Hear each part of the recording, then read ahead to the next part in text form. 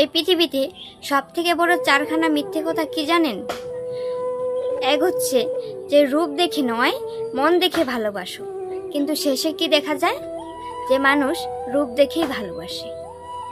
আর দ্বিতীয় যে মিথ্যে কথা হলো সেটি হচ্ছে যে অর্থবান মানুষকে জীবনসঙ্গী হিসেবে নয়, হৃদয়বান মানুষকে জীবনসঙ্গী হিসেবে বাছো, কিন্তু শেষে গিয়ে কি দেখা যায়? যে অর্থবান মানুষকেই মানুষ জীবনসঙ্গী হিসেবে বেছে নেয়।